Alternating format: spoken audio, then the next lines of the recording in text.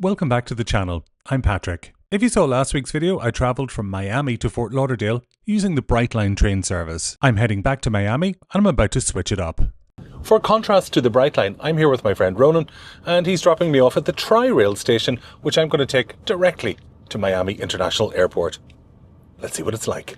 Although I'm using this station to pick up the Tri-Line service to Miami Airport, Amtrak also operates out of Fort Lauderdale, including as a stop on Train 98, the Silver Meteor, from Miami to New York. But my first port of call is to try and work out how this ticket machine works. Now, this may seem a very obvious question for the majority of people. You pick your one-way quick ticket and you work out where Miami Airport is. The brain is whirring, but nobody's at home. I thought I could push on the screen. It's not touchscreen. I need to press on I. And it's only $5, which I think is amazing. But here's where the problem starts. I'm obviously not from the United States, and the address for my credit card is obviously not in the US. However, here I'm being asked for a zip code. I tried to make one up, then I tried the old faithful, that's 5 zeros, followed by enter. That just didn't work. This was a Revolut card. Sometimes these don't function as expected. Now I'm trying a standard credit card.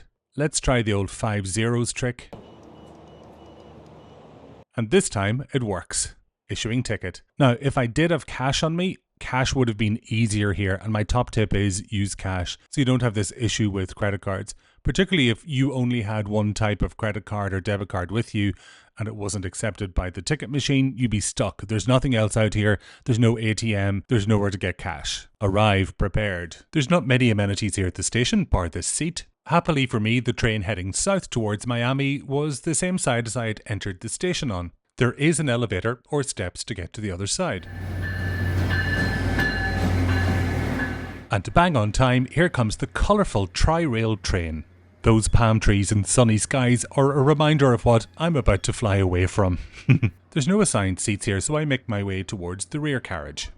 These are double-decker trains, so if you don't mind climbing up a couple of steps, you can get a slightly better view. In this instance, because I've got luggage, I'm going to stay with the lower deck. This is quite a utilitarian train, so don't expect any luxuries. There's a comfortable looking seat and somewhere for me to store my luggage once this guy with the scooter makes his way by. The baggage allowance on Tri-Rail seems very generous in comparison to Brightline. People are permitted to bring up to 3 pieces of standard size luggage. Your next station stop is your Fort Lauderdale Airport station, Fort Lauderdale. In fact, there's lots of room on these large luggage racks. Tri-Rail asks that people don't block seats or aisles with their bags, which seems fair enough. You don't have to do anything, gentlemen. This is the southbound train to Miami International Airport, making all the same spot. Now, things weren't exactly dirty on board, but most things looked like they could use a little extra wipe down. The sign there says Wi-Fi, but sadly the Wi-Fi wasn't working on the day that I travelled. I get itchy feet on a train, so I was nosy and looked up these steps. Plenty of seating up there. I tried to access the toilet, but it was locked for the duration of my trip, and so I thought I'd look out this window instead. This train moves along at quite a clip, and the next stop was Metrorail Transfer. It's the key connection point between Tri-Rail and Miami's Metrorail system. Now, arriving your Metrorail, 79th Street Station, once again. If you're heading into downtown Miami, this is where you'd switch. The main transit connections here are to the Metrorail Green Line or Route 79 of the Metrobus.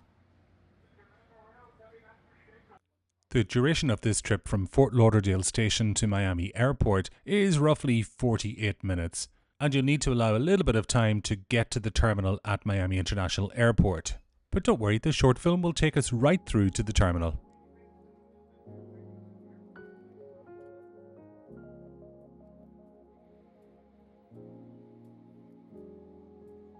You head right up this escalator to make your way to the airport or to rail or bus connections.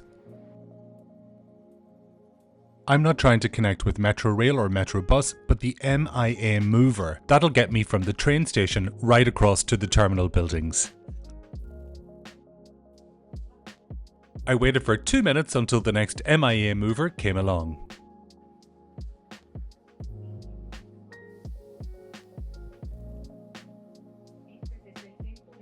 La siguiente parada es el aeropuerto. This is the airport station. Please have all your belongings. My Tri-Line adventure has come to an end. from Fort Lauderdale station to here at Miami International Airport took just over 1 hour and cost an extremely low $5 US. Thank you so much for joining me for this episode of Planet Patrick. If you haven't already subscribed, I'd appreciate it if you would. Until the next episode, take care. Bye bye.